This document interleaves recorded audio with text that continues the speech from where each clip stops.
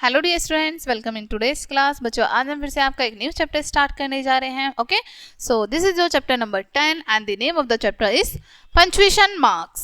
ठीक है, punctuation marks के बारे में हम रीड करेंगे इस चैप्टर में। ओके, क्या होते हैं पंक्चुएशन मार्क्स और क्यों जरूरी होते हैं ये हमारे लिए। ठीक है, हमारे सेंटेंसेस में लगाना क्यों जरूरी होते हैं ये।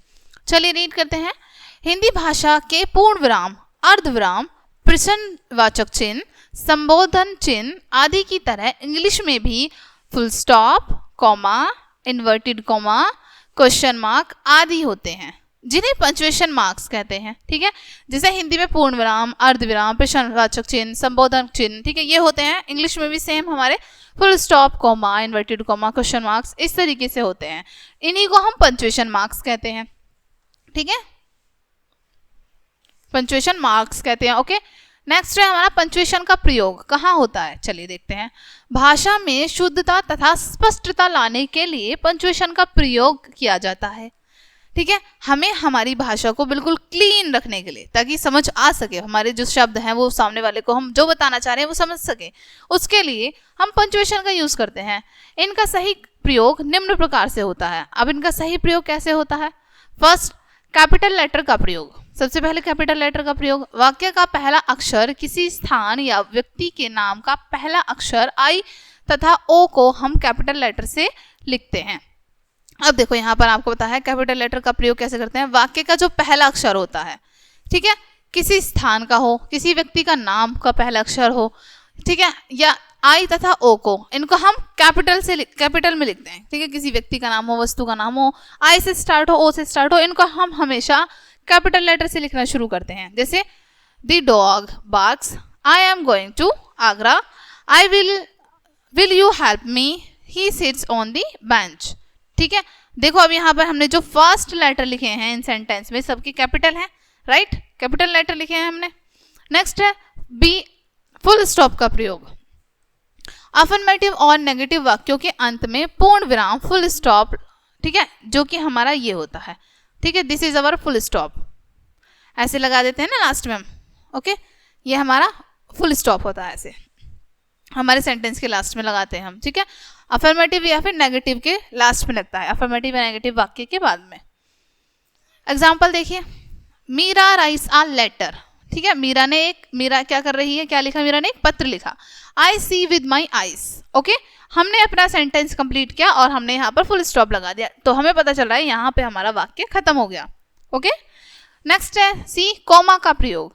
प्रत्येक उपवाक्य, क्लोज, प्रत्येक संज्ञा, नाउन, जिसके बारे में बात हो या जब एक ही सेंटेंस में दो या दो से अधिक ऑब्जेक्ट्स हो, ऐसी स्थिति में उनके बीच में अर्ध विराम, कोमा लगाते हैं। This is our comma. ठीक है, ये है हमारा कोमा। अब यहाँ पर आपको बताया गया है हमारी क्लॉज हो, नाउन हो, जब इनके बारे में बात हो रही है या फिर एक सेंटेंस में एक से ज्यादा ऑब्जेक्ट आ रहे हैं, तब हम उनके बीच में कॉमा लगाते हैं। ओके, जैसे आप देखो यहाँ पर example, I ate a mango, an orange and some peach. देखो इसके और इसके बीच में हमने कॉमा लगाया है। ठीक है, यहाँ पे और यहाँ पे हमने इनके बीच में कॉमा लगाया है। Next, Rajan when will you come there. Okay, next, question mark, प्रश्नवाचक चिन्ह का प्रयोग। इसका प्रयोग प्रश्न वाक्यों के अंत में करते हैं। इसका प्रयोग पूर्ण विराम, फुल स्टॉप के स्थान पर होता है। इसे मार्क ऑफ इंटरोगेशन के नाम से भी जाना जाता है। ठीक है, जब हम किसी से क्वेश्चन पुट अप कर रहे हैं, ठीक है, कोई क्वेश्चन, हमारा पूरा सेंटेंस ऐसा है जिसमें क्वेश्चन पूछा जा रहा है, ठीक है, क्वेश्चन वर्ड यूज हो रहे हैं, तो उनके लास्ट में हम क्या लगाते हैं, क्वेश्चन मार्क लगाते हैं। इसको हम मार्क ऑफ इंटरोगेशन के नाम से भी जानते हैं। जैसे वेयर विल यू गो, तुम कहाँ जाओगे। वाई आर यू क्राइंग, तुम क्यों रो रहे हो। Are you written a story, क्या तुम एक पत्र लिख रहे हो, एक स्टोरी लिख रहे हो। Do you help the poor. ठीक है, इन सब में देखो लास्ट में हम क्वेश्चन पूछ रहे हैं और लास्ट में हमने क्या लगाया है, क्वेश्चन मार्क। ठीक है, या इसलिए हम यहाँ पर क्वेश्चन मार्क लगाते हैं। नेक्स्ट है हमारा इंटरजेक्शन का प्रयोग। किसी व्यक्ति विशेष को संबोधित करते समय जब हम मन में ही तीव्र भाव उत्पन्न होते हो, तो उनके बाद इंटरजेक्शन का प्रयोग किया जाता है। ठीक है, जब हम किसी विशेष वस्तु या व्यक्ति के बारे में बात कर रहे हैं, ठीक है, और हम बहुत एक्साइटेड हो गए, सपोज दैट, ठीक है, एक्साइटेड हो गए या फिर हमारे मन में उसके लिए बहुत सारी भावनाएं आ गई, ठीक है, तब हम इंटरजेक्शन का यूज करते हैं, जैसे ब्रेवो, वेल डन, अरे वाह तुमने तो बहुत अच्छा काम किया, ठीक है, हम कह रहे हैं वेल डन ब्रेवो, ठीक है, तो हमने लगा दिया यहाँ पर exclamation mark. Hurrah, we have won the prize, what a beautiful rose, कितना सुंदर रोज है। अलास ही इज रुइनेड, ठीक है, अफसोस कि वो बर्बाद हो गया। डी है डैश, डैश का प्रयोग जब कोई शब्द लाइन में पूरा नहीं हो पाता हो, वह शीर्षक के बाद डैश खींचकर आधा शब्द दूसरी लाइन में लिख देते हैं, ठीक है। जैसे हम एक लाइन लिख रहे हैं, पेज हमारा खत्म हो गया, ठीक है, अब हमारी थोड़ा सा वर्ड तो वहां पे आ गया, ठीक है, बचा हुआ जो उसकी स्पेलिंग है उसको हम नीचे लाइन में लिख सकते हैं बट डैश लगा के।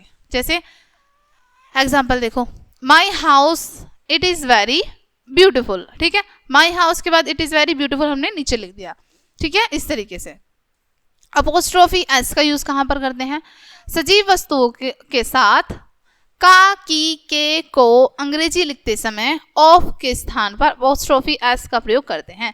जब हमें अंग्रेजी में ऑफ ना लिखना हो, ऑफ नहीं लिखना हो, तब हम अपोस्ट्रोफी एस का यूज करते हैं, ठीक है, का, की, के लिए, ठीक है। जैसे शी इज मीना सिस्टर, वो मीना की बहन है, की के लिए हमने हिंदी में की और इंग्लिश में हम ऐसे नहीं लिखेंगे ना, she is Meena of sister, नहीं, ऑफ की जगह हम लिखते हैं apostrophe S, Meena sister. This is Ram's pant, okay, इस तरीके से लिखते हैं। देन ये एक्सरसाइज हम कंप्लीट करेंगे। पंचुएट द फॉलोइंग सेंटेंस, इनमें आपको पंचुएशन लगानी है। ओके बच्चों, ये चैप्टर आपका यहीं पे फिनिश होता है। आई होप ये चैप्टर आपको काफ़ी अच्छे से समझ आया होगा। मिलते हैं नेक्स्ट वीडियो में एंड थैंक्स फॉर वॉचिंग।